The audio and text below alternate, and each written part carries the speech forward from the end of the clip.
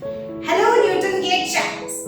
Welcome everyone to our channel Newton Gate, where we make your dreams come true. Your very own channel. So in this video I will be discussing the rest parts of the previous video that was on force. Okay, the topics that I have discussed in my previous video I have marked it, and today the rest part of the topic I will discuss. Okay, so please be serious and please focus on the concepts. And if you have missed that video, then please go through the description box. I will provide the link of that video. Please go through it so that all your concepts will be clear. Okay. So now let's start with the video. First is the factors affecting turning of a body. So what are the factors? Whenever a body is, I have already told you that whenever a body is fixed at any point, suppose I have fixed this body at point O. Now if I apply force downwards, whenever you apply force, it will move in this way. It will not move forward, rather it will rotate. Okay, it will rotate. Whenever you apply force and if the body is fixed at a point, then it will not move forward, rather it will rotate. So it will follow the circular path. Okay, so that means what are the factors that is affecting the turning of a body? So to turn this body, what are the effects that are affecting? First is magnitude of force. What magnitude of force you are applying, that is one thing. Magnitude of force applied. Okay, what amount of force you are giving here? What amount of force you are giving here? That is one thing. Second is where you are applying the force. From the point where it is fixed, where you are applying the force. The perpendicular distance between the applied force at the point of applied force and the line of action of the force. So that means what is the perpendicular distance here? That is second thing. So perpendicular distance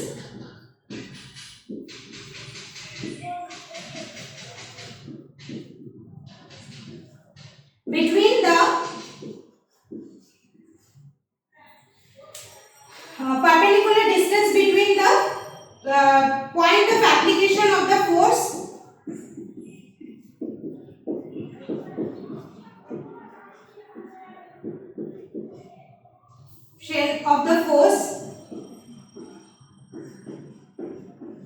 and the line of action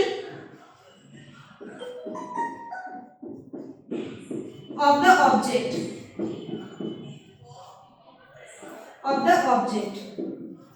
That means, suppose if I now tell you that suppose I am applying a force here. Suppose this is a point, I am applying force here. Okay. And if I apply force where it will move? It will move in this direction. Okay. So that means what is the perpendicular distance between this and that point? So this is what we call the factors which are affecting the turning of a body. So one factor is magnitude of force that you are applying, and second is the perpendicular distance between the point of application of the force and the line of action of the object. Suppose take this as suppose D, means where the object is moving, where is the object where it will move, the action, line of action of the force of the object. So that means this particular direction, and I am applying the force. So now next is the unit of moment of force. Now we have seen what are the factors that affect the turning effect. Now then what will be the unit of moment of force? We know that moment of force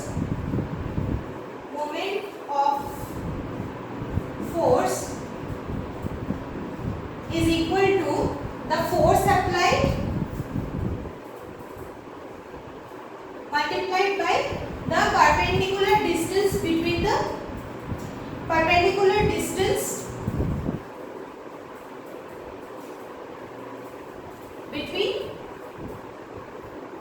the point of application of force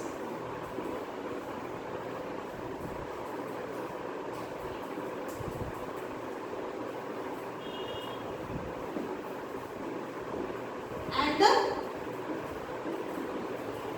line of action of the object.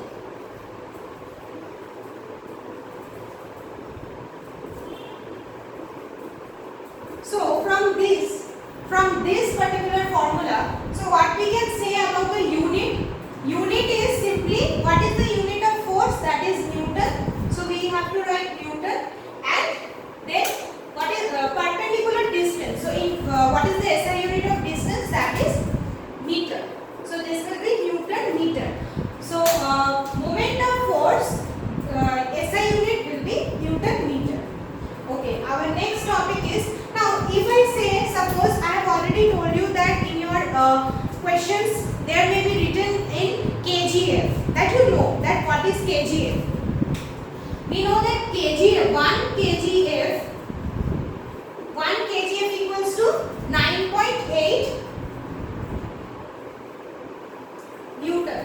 That means 9.8 into the force in Newton. That means if the value of force is given in kg, if you have to find out in kgf, but in your data it is given in Newton, then how to convert, that you know. That is, you have to divide it by 9.8, then you will get the value in Newton. Similarly, in this case also, what we can write here, if I want to replace Newton, then what I have to do, that suppose the value is in Newton.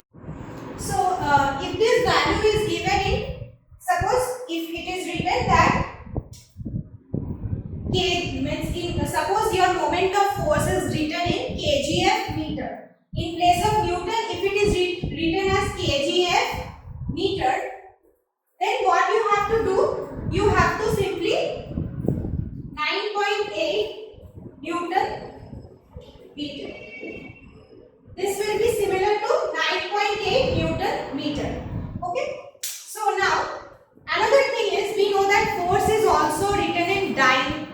Okay, we know that. So that means if suppose in your question it is in CGS terms, you have to find out the value in CGS. Then what you have to do? We know that 1 Newton equals to 10 to the power of 5 dyne. Okay, so if suppose you have to find out in CGS unit, then what you have to do? 10 to the power of 5 CGS, in terms of CGS, 10 to the power of 5 dyne, and if you have to convert meter into centimeter in CGS, so what you have to do? That is 10 to the power 2. We know that. So that means it will come out to be 10 to the power of 7 dyne centimeter. This is another unit of moment of force. Next our topic is if the moment of force is scalar or vector. Okay, that is another thing. I think many of you can answer this. If moment of force is vector or scalar. See, moment of force is actually force into perpendicular distance between the line of action of the object and the force point of force applied. So that means it is actually force into distance. We know that. That means moment of force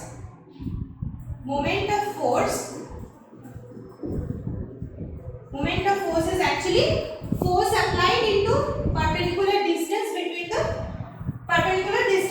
the line of action of the object and the force applied. So that means this thing is a vector. So moment of force equals to product of, see, F is a vector quantity.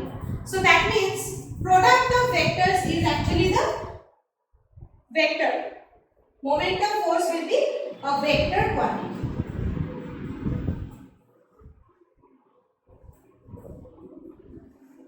Next is clockwise and anti-clockwise moment. What is that? Clockwise and anti-clockwise. That means what will be the direction? what will be the direction of moment? Moment of force. Suppose there is an object. Suppose if I want to, there can be two direction of moment of force. That is either it will, if I apply force here, what will happen? Either it will move clockwise or it will move anti-clockwise, depending on the direction of force applied and where the point of force applied. So that means what? There can be only two directions. Okay, so there can be either clockwise or it can be anti-clockwise. So this is the thing. So this will. So what is the depending factor? Factor on which direction of rotation of a body depends. That is our next topic. So that means there is an object. Suppose there is an object here. Now, what will happen if I apply force here? If I apply force at this point, suppose I am applying force at this point, what do you think? It will move in anti-clockwise direction or clockwise direction. Obviously, whenever we apply force here, it will try to move clockwise. That means it will move like this. It will be the direction. So that means our direction of moment of force, direction of moment of force, it is depending upon the point where we are applying the force. Where we are applying the force, the point, that is a factor on which the direction depends. So if I apply force here at this point, it will move clockwise, and if I suppose do not change the direction, direction of force applied, but I change the point. Suppose this is F1. Okay. Now, okay, let me rub this first. Okay.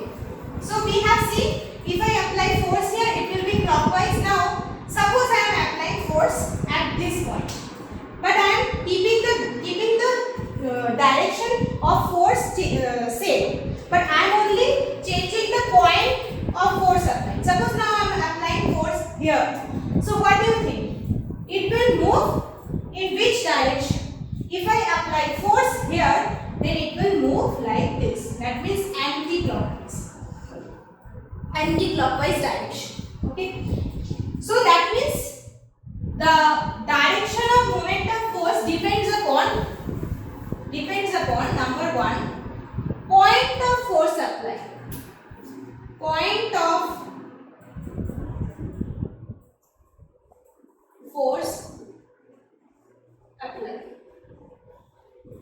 Point of force applied. Next, our next factor is, another thing is, suppose the object is here, and if I suppose apply, I am keeping the point same, point of force I am taking it same, but if I apply force in this direction, suppose I am giving this force in this direction, that we already know that it will move clockwise, right?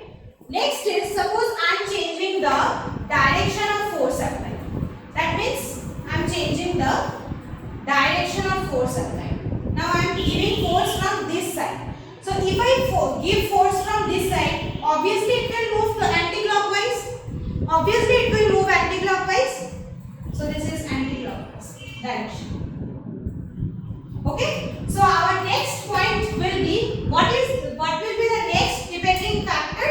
That is the direction of force applied. Direction of force applied. Okay, so this is the next depending factor. Okay, now let's move on to the next topic, that is couple. What is couple? We know that couple means what? Couple means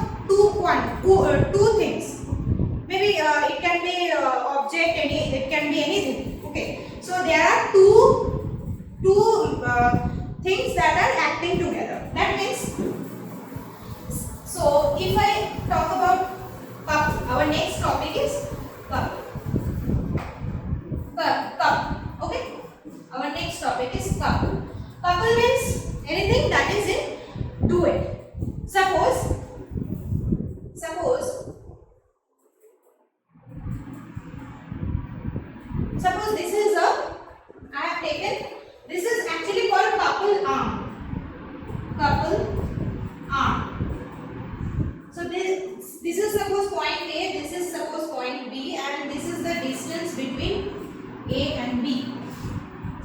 This is the distance between A and B. Now, so in this case, the moment of force at point A, moment of force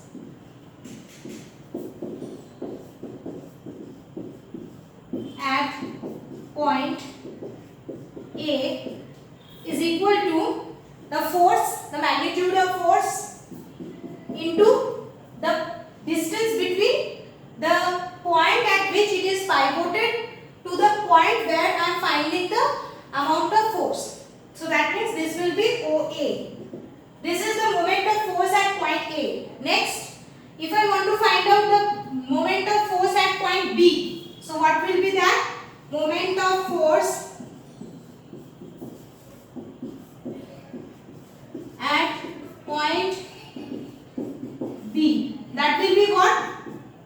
The magnitude of force. Here I am taking the same amount of force. Okay. In this case, I am taking both are equal. Equal amount of forces are acting. So I have to write here what? F into the distance between the point where it is pivoted and the point at where I am finding the moment of force. So that means OB. So from this, what will be the total moment? Total moment of force. Total moment of force. This is equal to the force F into the total distance, that is AB. This is the total moment of force acting on this particular couple arm. Okay, this is a couple arm, as I said, couple arm. Now, from this particular example, from this particular concept, we can see some example where this kind of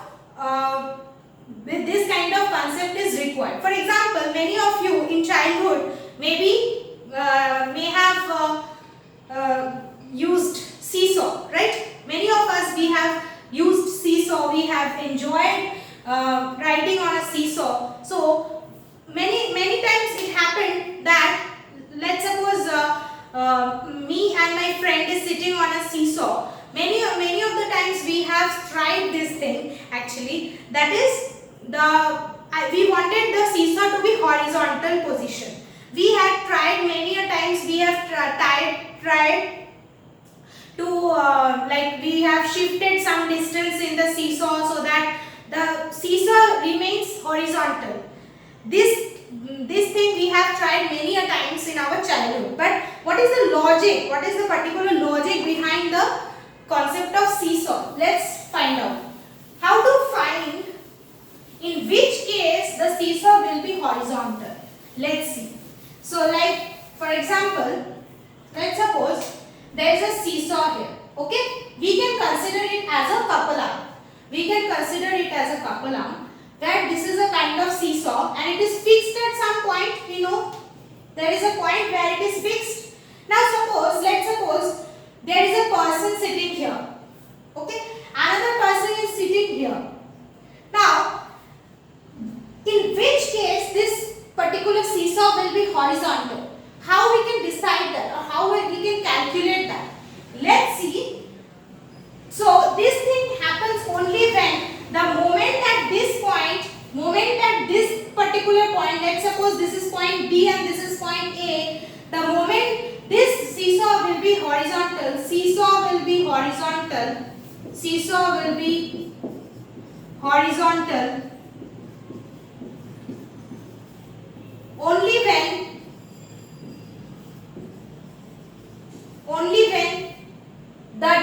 the moment at point A, will be equal to moment at point B.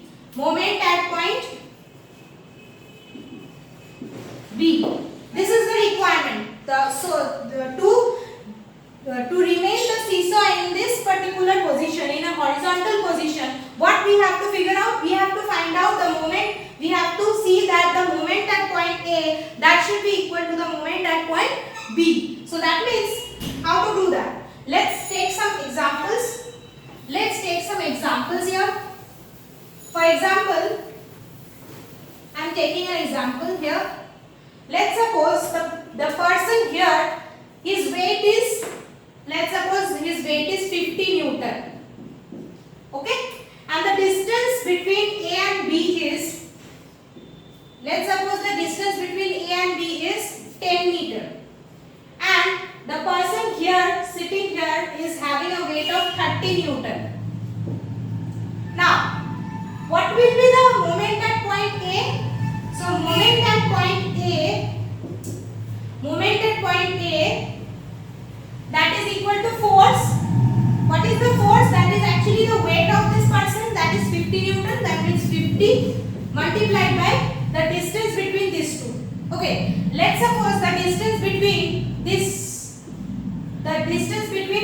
point, let's suppose take this as point O. So distance between A and O, let's suppose this is 5 meter. So what will happen then? 5. So this will be 250 Newton meter at point A. At point A, moment will be 250 Newton. Then moment at point B. What will be the moment at point B? This will be, this person is having a weight of 50 Newton, that means 30 Newton. The moment this person is having a weight of 30 Newton, so 30 Newton, 30 multiplied by the distance between, let's suppose this distance is 5 meter.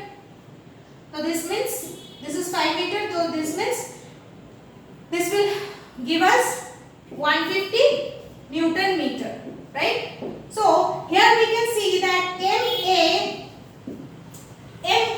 is greater than MB. Moment at point A is greater than moment at point B. That means this seesaw will be in this position. That means the seesaw will be in this position. In this position. It will be tilted towards A. It will be tilted towards A. Now, to keep the particular seesaw in horizontal position, I have to do what? What is my task? I have to make the moment at point A equals to moment at point B. So how to do that? See, in this case the person's weight is 50 Newton. In this case the person's weight is 50 Newton. So if I decrease the distance, if I can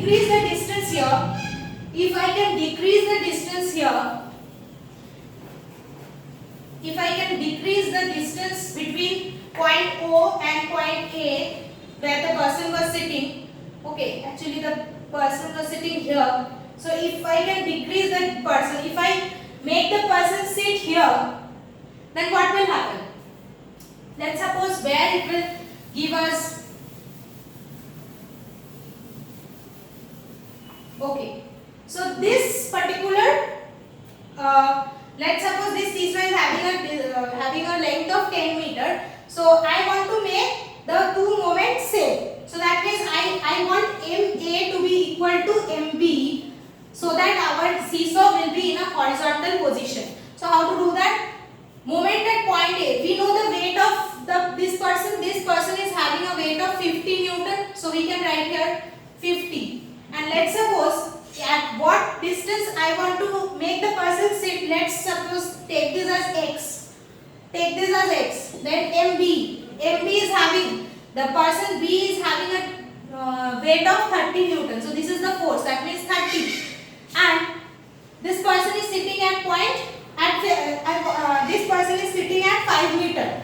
It is fixed. Okay. Let's suppose this person is sitting at 5 meter. So where should this person A should sit so that the seesaw will be in a horizontal position? अगर seesaw को horizontal position में रखना है तो इस person को, this person ए, इस person को कहाँ बैठाने से ये सीसॉ एकदम हॉरिजॉन्टल पोजीशन पे रहेगा.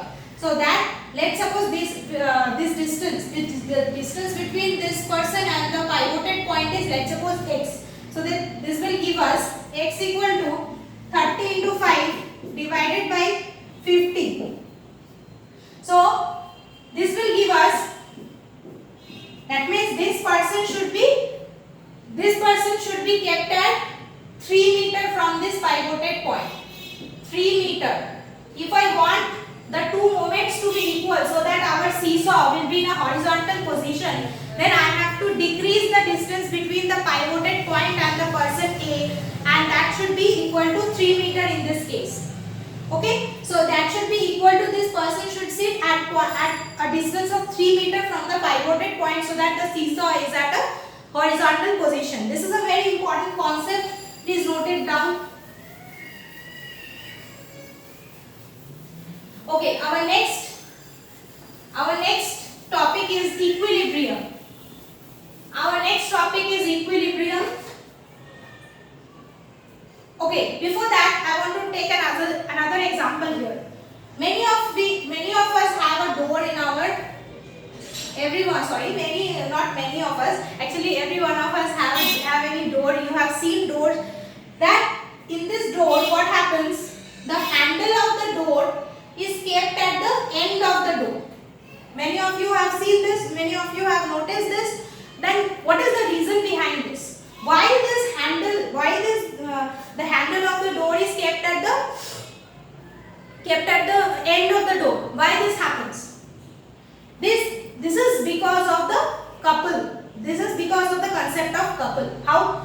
This particular door is fixed at some point here with the wall. This is the point where it is fixed. Let's suppose this is point O. Let's suppose this point is O. Let's suppose this point is O where it is fixed.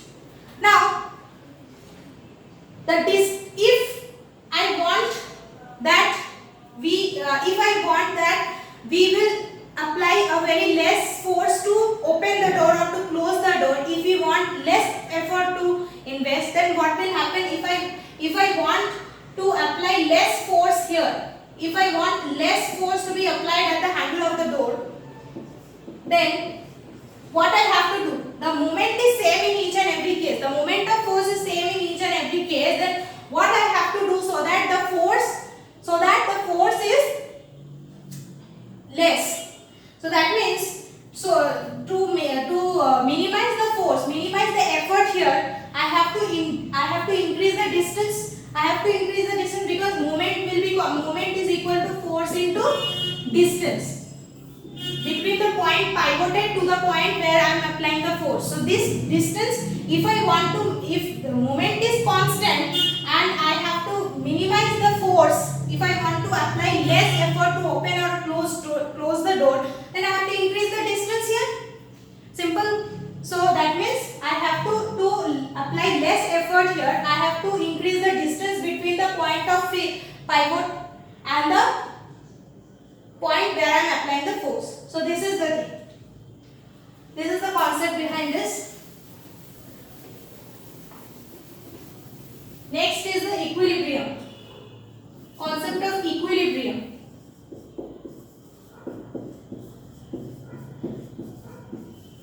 Equilibrium can be of two types. Equilibrium can be of two types, that is static and dynamic.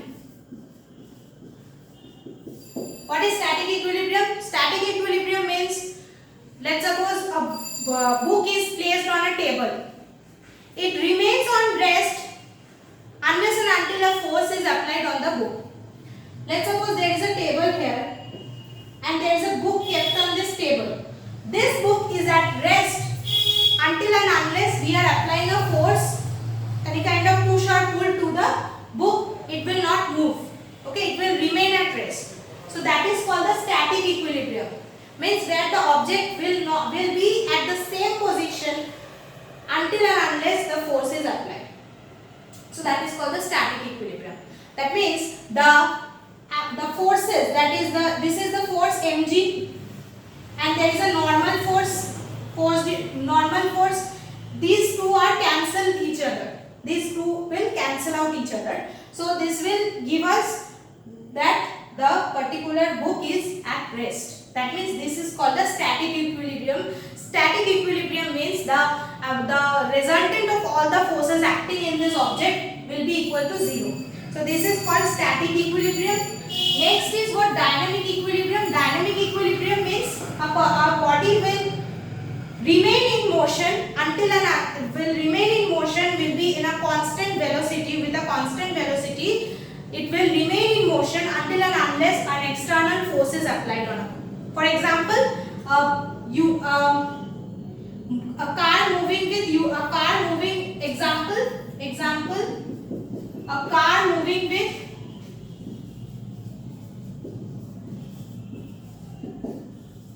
constant velocity. This is an example. Let's suppose a car is moving in a uniform speed, then this is called dynamic equilibrium, where a particular object will remain in motion with a constant speed until and unless an external force is applied on it. So this is all about our chapter force. I have discussed each and every topic of this particular chapter. I'm sure you will go through this particular chapter very well and you will understand all the topics in a thorough way. I have explained all the topic, and if you have any problem, please write us in our comment section. Please like, share and subscribe our channel. Please share it to your friends so that they can also understand, and I'm sure you have enjoyed this class and you will excel in your studies by watching, by following us. So keep following, keep watching our videos till end so that all the topics will be clear to you. And also I will give some important questions in our next session. So please watch our every videos so that you do not miss any important question or any important announcement that I make in the videos. Okay, thank you and have a nice day.